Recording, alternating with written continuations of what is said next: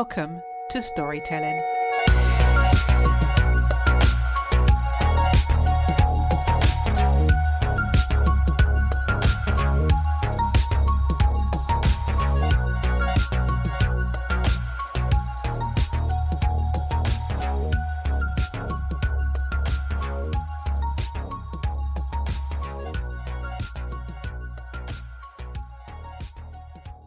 This week's guest is an entrepreneur, sales and marketing expert, and a leader in modern automation. With over a decade of experience working with global companies like Clifford and Bank of America, and a background in TV and media, he takes us on a journey of what it truly means to be an entrepreneur in today's world. As the founder of the Manka Academy, he's passionate about how AI and cognitive automation can unlock human potential. Outside of his work, he's a keen runner, jazz lover, and a sci-fi enthusiast. Please welcome Andrzej Manka. Hello, Andrzej, and welcome to the podcast. Oh, hi, Debbie. Nice to be with you here. Thanks you for having me. How are you? I'm good, thank you very much. Andrzej, can you tell us a bit about your career and the transitions throughout your journey? So I've been an entrepreneur a couple of times in my life, but I also have a quite a strong background as an employee. So I graduated from cinema department in university in Krakow in Poland. So I studied cinema, media, marketing, and that was my first jobs and my first businesses. And I was doing actually both of these activities frequently, either at the same time. So let's say I was an employee in an advertising agency, and at the same time I was trying to work as a freelancer or as a business owner. And I knew that finally I will be an entrepreneur and I will be a business owner. So I was keep changing jobs. I was trying different things. I was a TV producer, marketeer, PR specialist. I worked for publishing houses. And then when I moved from Warsaw to London, actually I was doing pretty much the same stuff, but I focused more on sales. So I was sales professional in Media 10, in Marcus Evans, because I knew that sales skills would be very essential in my business. And finally, I set up during the pandemic, the Manka Academy, which is an e-learning company. We focus on helping entrepreneurs to grow their businesses faster. And I would say that the current business, it's been 3 years. I would say that the summary kind of everything I did in my life. And I feel that it was a very good decision. I really enjoyed this journey. Of course, there are a lot of challenges, but this is actually what is business about. I mean, the major difference, I would say, between being an employee and the entrepreneur is to taking much higher risk when you are an entrepreneur and enjoying the journey, of course, and enjoying the journey. What has motivated you through the various transitions, and how has it panned out to where you are now? I think that main motivation is probably something that we have in common, which is the desire to explore, to learn new things, to discover, to create, sometimes to fail very painfully, but to try to do something meaningful in life. And that would be the major factor that contributes to these decisions, to chase new ideas, to set up new goals and try to take as great risk as possible as you can handle. Because the greater risk we are able to take, the greater potential reward is waiting for us at the end of the journey. So I would say that's something that probably every human has. We all have in common. It's the desire to explore, to discover, to conquer, something like this. That's quite an interesting example, because it is about taking risks, and some people's risk factors are higher or lower than others. And what would you say that you have learned most about taking risk? And you mentioned sometimes you win, sometimes you fail. How does that help to drive you as well? Well, that's an interesting topic, because once you are entrepreneur 100%, and this is what you believe you should do in your life, understanding the risk, which means how much you can take risk and what do you think about risky endeavors and what is your approach. That's a very essential thing, because there is a very popular saying, probably especially for entrepreneurs, which is think big. Let's say you think big, you believe that you can dream about big things and you can pursue big projects. But the reality is this: if you want to think big and pursue really big goals, you need to prepare yourself much higher risk in comparison to, let's say, to taking less risk and having slightly lower goals. So I think that risk is very essential, the understanding of the risk and knowing how to mitigate risk.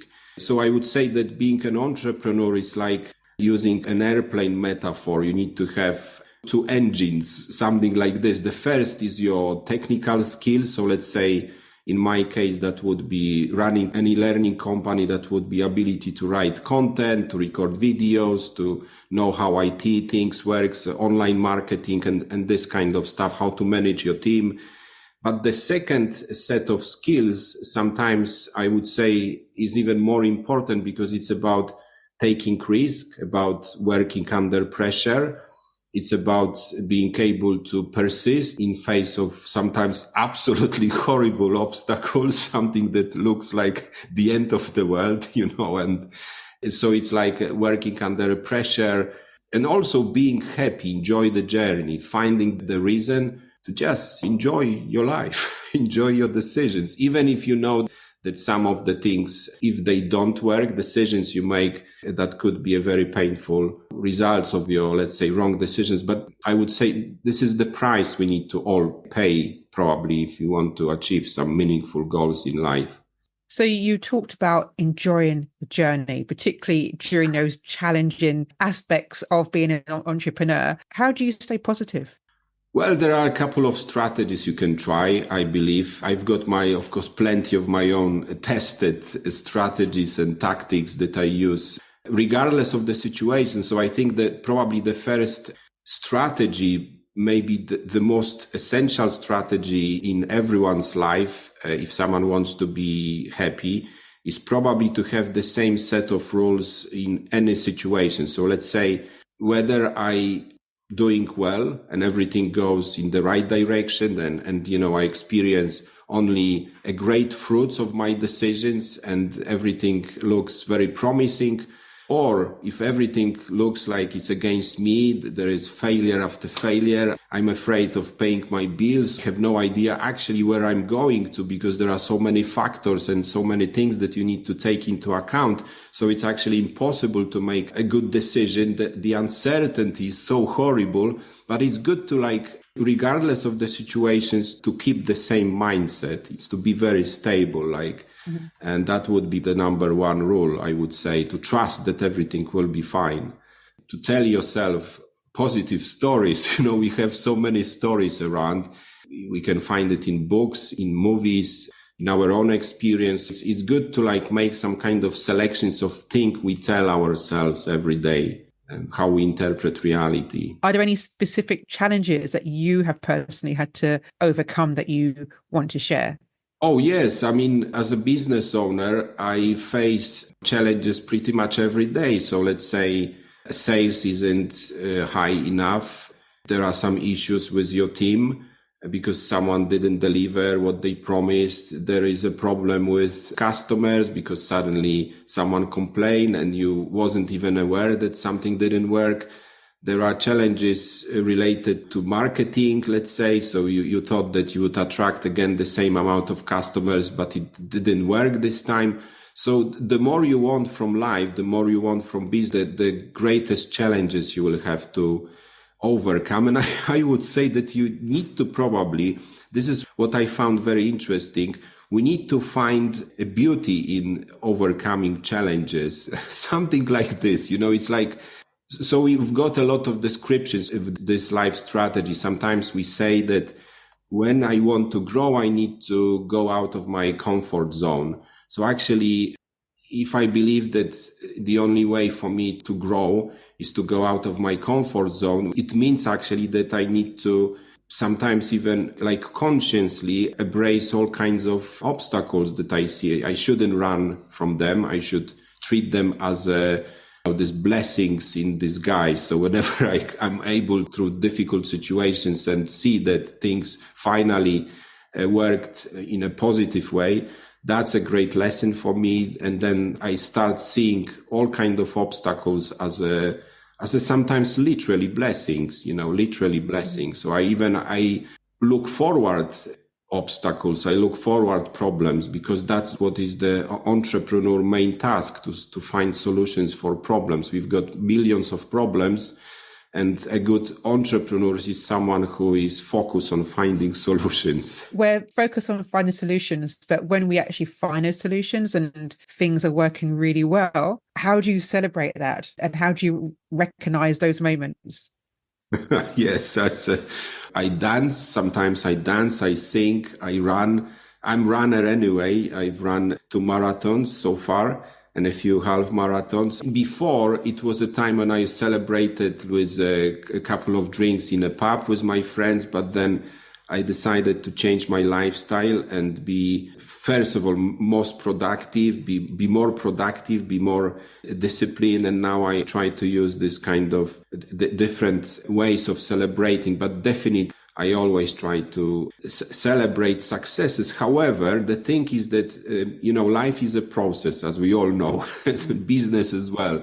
And if you are very active, if you all the time try to create new values, new products, new campaigns, that basically sometimes I would say there is no time to celebrate successes, because once you stop for a second to celebrate success, you see that things are moving forward and suddenly there are new challenges. So actually, like, successes and failures and reasons to celebrate, and also reasons to be a little bit afraid, constantly like changing, just going together, I would say.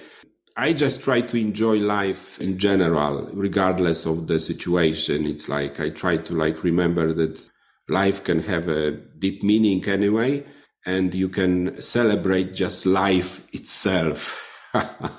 So you're a father and you clearly want to guide your own child into their careers. But if you had to go back to your own personal childhood now and looking at where your potential journey might have taken you, what was your goals and aspirations as a child? What advice would you give to your son now as he learns to progress through life? Oh, that's a perfect question, because actually I've got a very serious mission in my life. For a few years, I've started repeating to myself, but also to my kids, that one of the most important life mission is to be the best father in the world. I'm just repeating this as a mantra for myself, because I've got 2 kids. The son is 13 years old and a daughter is almost 15.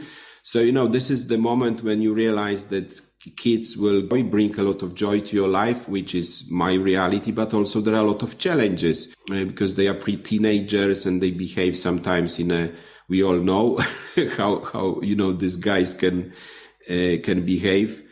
So when it comes to my son, I've been talking to him about more or less the same life attitude for quite a while. And even recently, because he started developing interest in a couple of things, including sports. So he is now a member of a local semi-professional football club. And we had, for instance, some time ago, a discussion about what to do to be more effective on the pitch, because I've noticed that he sometimes have problem with motivation, especially when they don't win, or if he wasn't able to score a goal. He very often plays as a forward. I've noticed that what he really needs is some kind of mental training, and mental training is sometimes just a good conversation. But also I bought him a book, The Obstacle is the Way. For a few months, he was reading 20 minutes a day, and then he was coming to talk about this, to share his insights. What was amazing, I realized it in the beginning, of course, it was a lot of, rebellion. I'm not going to read. It's a book for adults. I'm a kid. I need something else. And I said, look, let's try just 20 minutes a day, just a very quick reading. And then you will tell me what you understood. And we have a nice discussion. And then you can play your games. And he accepted this challenge. And I've noticed that through the process of reading this book and sharing insight, and he started seeing his life in a completely different way. And even he started literally treating challenges, difficult situations as a pathway. Of course, it's still a little bit fragile. So I need to find a way to help him to make this attitude stronger in his life, because, we've got probably as humans kind of natural tendency to be probably slightly negative. It takes effort to be positive. Negative is probably the easiest thing in life. But yeah, so the strategy you can implement when you want to help your kids to be more positive and stronger, just to have a regular conversations and find the topic of this conversations, motivational topic, or in our case, this is a book, but as you can imagine, once he starts sharing his insight about what he read, that could be a starting point to just a nice conversation, meaningful conversation. Coming back to you now, I want to delve a little deeper into the mindset of Andrzej, and what advice would you give to someone listening in terms of, okay, I'm facing a challenge, I need to stay positive, but some people find challenges insurmountable for one reason or another?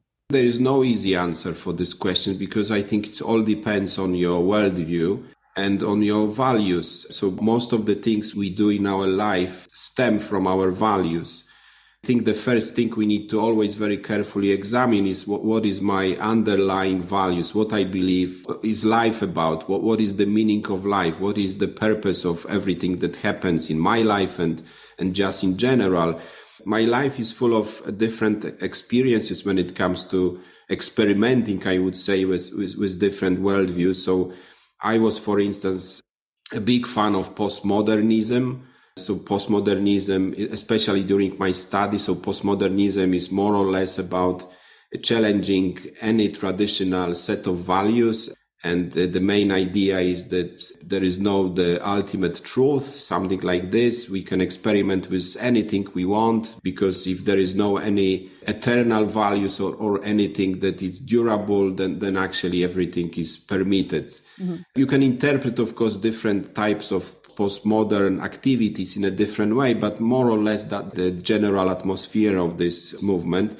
And I was a big fan of this type of life philosophy. I admired, the guys such as Andy Warhol or Derrida, or, film directors like David Lynch or Coen brothers. And there are plenty of amazing writers, great intellectualists. But when I put it into practice, started living by this kind of ideology, I was trying different things. I was experiencing different type of results, but then my life ended up in almost like a disaster. I was addicted pretty much to everything you can imagine.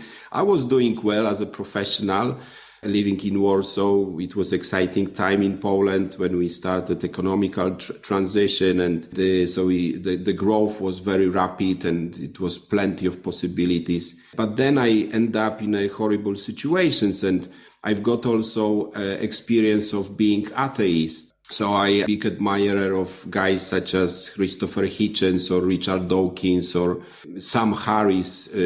Those three, I think, guys especially were close to my heart and very intellectually rewarding and very inspiring. But again, when you dig deeper in this kind of life attitude, you try to put it into practice, there are very natural limitations. You can also came to the conclusion that atheism is a kind of new religion.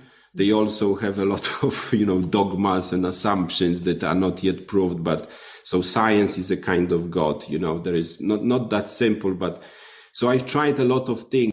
So I was experimenting with different worldviews to see what works in practice, I would say, something like this. I mean, especially when you are an entrepreneur, you always want to know what works in your business, in life, what you can put into practice that will bring good fruits. And I decided one day to explore again my research, whether God exists or not, because this is something that also is worth exploring. And one day I decided to be baptized, be newborn Christian, and I started putting into practice this life philosophy. Probably what really matters in your practical life when you go through your challenges and when you try to do your best in your life is that there is a higher power, which is like a loving father who is interested in your success. And of course, you can go through sometimes horrible challenges, difficult situations, problems, and you can experience doubts and pain and everything that pretty much everyone experiences on this world. but there is a future, there is hope. Your destiny is victory. You've got your victory is like written in your DNA, something like this. And I've started like thinking like this. And that was a moment that I started also experiencing completely different results.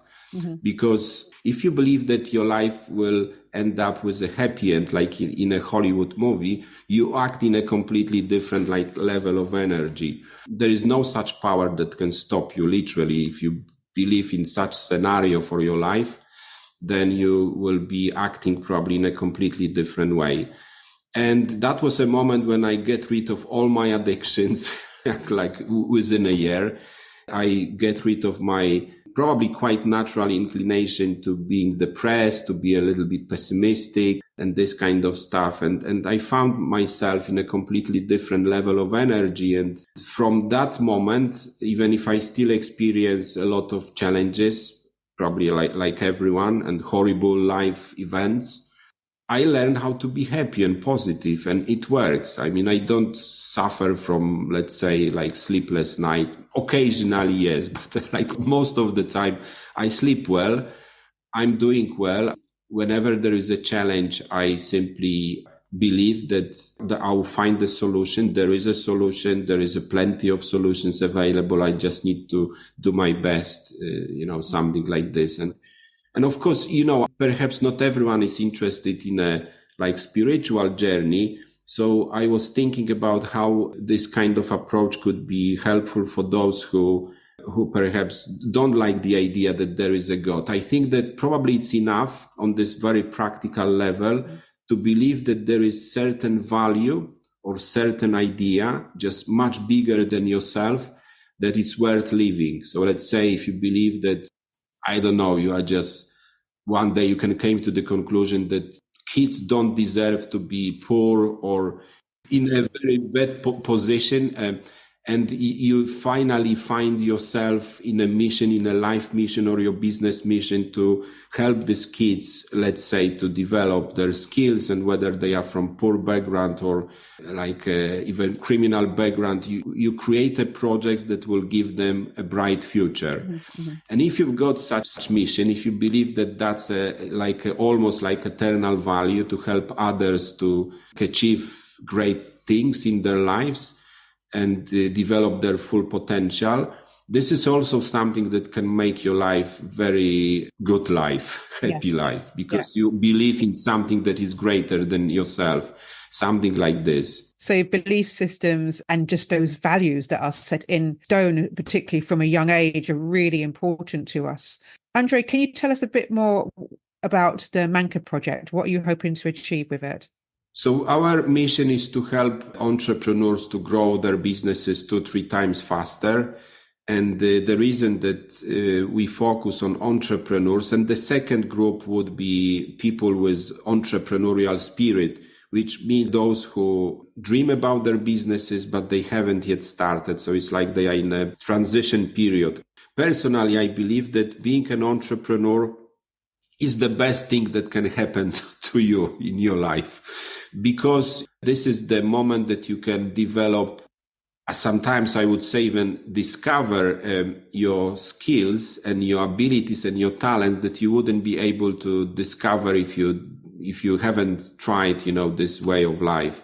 Before I became an entrepreneur, I didn't know that I can be so courageous, resilient, and I could be sometimes so diligent. It's like you think that you are not capable of doing something until you try, or until you just put yourself in a situations that you will have to be, let's say, more active, more proactive. If you want to achieve something really special in your life, probably the best thing to do is to try something on your own. Try something that it's maybe it was always hidden deep in your heart and you didn't have an opportunity or courage enough to start it. But I think this is the best you can do. But of course, I said that we are helping entrepreneurs to develop their businesses 2-3 times faster. And the reason is that we emphasize growth is because most of businesses that fail, they fail because they don't develop, they don't grow too fast enough. That's the major problem. So you can have a great idea, great talents. You can create a great team. But if you don't grow fast enough, you will end up in a big trouble. So you need to find your way to create a system, to create procedures in your everyday activities, to create the whole strategy, and to make growth actually of your business part of your kind of DNA of your business.